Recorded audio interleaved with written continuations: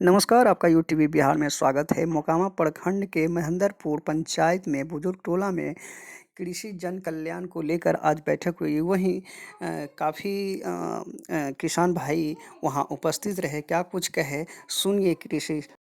नमस्कार। क्या आज आज बैठक है कृषि जन कल्याण को लेकर, इस पर क्या कुछ कहना चाहिए? आज किसान चौपाल का आयोजन किया गया है जी जो कि हर एक पंचायत में आयोजित होना है। आज हद्दा पंचायत का डेट था, उसमें किया गया है। उसमें कृषि से संबंधित जितनी भी योजनाएं हैं उसको विस्तारपूर्वक बताएंगे और जो योजनाएं हैं वो ज़्यादा से ज़्यादा किसान आके उसमें लाभान्वित होंगे।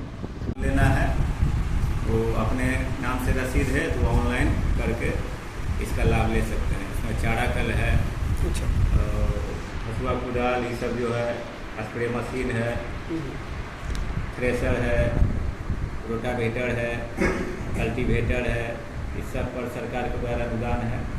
उसके बाद खरीफ महोत्सव जो आयोजन किया गया उसमें खरीफ में धान है, मक्का है, इस सब का बीज अनुदानित दर पर उपलब्ध है। प्रखंड कृषि कार्यालय आके वहाँ से लाभ ले सकते हैं। तो ये मुफ्त में दिया जाएगा या कुछ राशि भी लगेगी? तो इसमें हर एक प्रकार का है, जिसमें 50% अनुदान का भी है, किसी में 80% भी रहता है। तो अभी योजना का पूरा डिटेल्स नहीं आया है, इसे ऑनलाइन में चालू है, तो कोऑर्डिनेटर कर रहे हैं। क्या नाम है सर? दीपक कुमार सिंह, कृषि समन्वय। जी, क्या कुछ आज बैठक जो है चल रही है सर, इस पर क्या कुछ आपका कहना है? ये किसान चौपाल चल रहा है खरीफ महोत्सव का। जी इसमें खरीफ सीजन में जो धान का बीज, मक्का का बीज, अरहर का बीज करीब सोमवार मंगल से मिलना स्टार्ट हो जाएगा। इसमें तरह तरह का बीज का रेट लगता है। जैसे हाइब्रिड बीज का 297 रुपया केजी मिलता है। और मेन है फार्मर रजिस्ट्री का काम, जो कि पीएम किसान के जितने भी लाभुक किसान हैं उनको फार्मर आईडी बनाना आवश्यक है, तभी उनको इनका लाभ मिलेगा। और वंशावली पे जो ले रहे हैं अपने नाम से ज़मीन का रसीद करवावें, उसके बाद ही इनका लाभ मिलेगा। कहते हैं कि हमको कोई ऐसा कुछ लाभ नहीं मिलता है, आता है तो लाभ बहुत सारी आता है, लेकिन किसान को वहाँ तक पहुँच नहीं पाता है। इस पर क्या कुछ कहना चाहेंगे? उसमें बहुत सी समस्याएं किसान के साथ आ रही है कि उनके पूर्वज के नाम से राजस्व रसीद है, और कृषि योजना में राजस्व रसीद का बहुत बड़ा योगदान है कि बिना राजस्व रसीद स्वयं के नाम से हुए उसका लाभ लेने में दिक्कत आती है। मेन समस्या यही है। हम मांग करते हैं सरकार के स्तर से कि कैंप लगा के, विशेष कैंप लगा के किसानों का रसीद अद्यतन किया जाए। ऐसे तो यहाँ तो मोकामा टाल और हद्दा टाल भी काफ़ी कृषि का रहा है, और सभी किसानों को भी इस तरह से इस बार झेलना पड़ा है। इस पर किसान के लिए क्या कुछ सरकार की तरफ से किया जा रहा है? सरकार अपने स्तर से किसानों के लिए बहुत काम कर रही है। ये इस पर क्या कुछ आप कहना चाहेंगे सर? आज सभी किसान यहाँ पर एक किसान का बैठक हुआ है, इसमें कृषि सलाहकार जो पवन जी हैं जी वो प्रधानमंत्री पीएम सम्मान निधि के बारे में बता रहे हैं जी कि उसमें जो जिन किसान भाइयों का जी अपना स्वयं के नाम से रसीद है जी उनको ही यह लाभ मिलेगा। ये सरकार का आदेश आया है, इसी पर बैठकर ये चर्चा कर रहे हैं और सभी किसान भाइयों को कह रहे हैं कि अपना अपना राजस्व रसीद करंट लाएं और यहाँ सबमिट करें, ताकि अगला जो पैसा पीएम सम्मान निधि का आएगा वो बाधित नहीं होगा। किसान भाइयों का परेशानी है कि उनके पूर्वज के नाम से वो रसीद है और कर्मचारी जी उतना सक्रिय होकर काम नहीं कर रहे हैं कि उनका रसीद अपने अपने नाम पर हो जाए।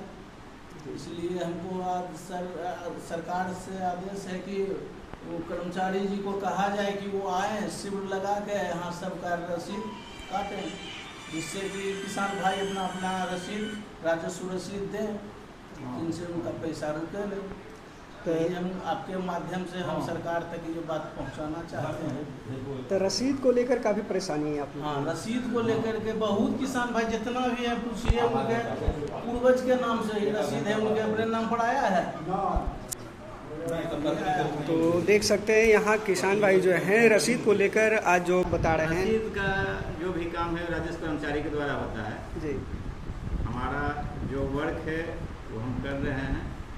जो किसान का योजना है किसानों तक पहुंचाने के लिए एक ग्रुप भी बनाए हुए हैं। ग्रुप के माध्यम से भी सूचना देते हैं और पंचायत कृषि कार्यालय अनवरत टाइम से खुला हुआ रहता है। इसमें किसान भाई आवें और योजना का लाभ उठावें।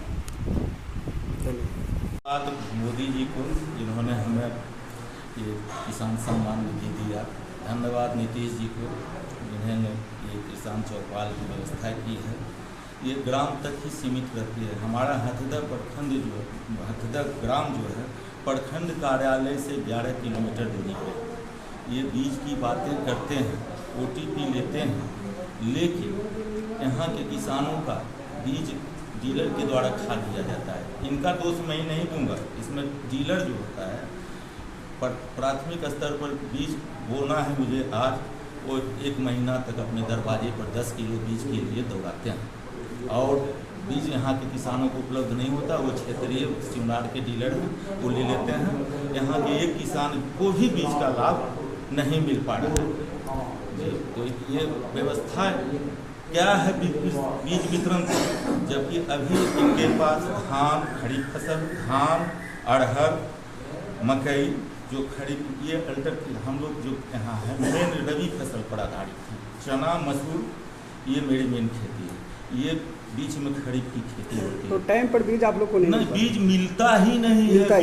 बीज किसी अगर जो कोई भी पात्र रहे तो 11 किलोमीटर भाड़ा देकर जाएंगे, मुझे बीज नहीं मिलती है जी। वो डीलर के द्वारा ठेल ठाल का भगा दिया जाता है। नहीं मिलने के कारण क्या है? नहीं मिलने का अकेला डीलर का वर्चस्व, डीलर शिवनार का है उसका वर्चस्व। और इन लोगों का OTP आया, मेरा OTP मेरे नाम से बीज उठ रही है, वो डीलर खा रहा है।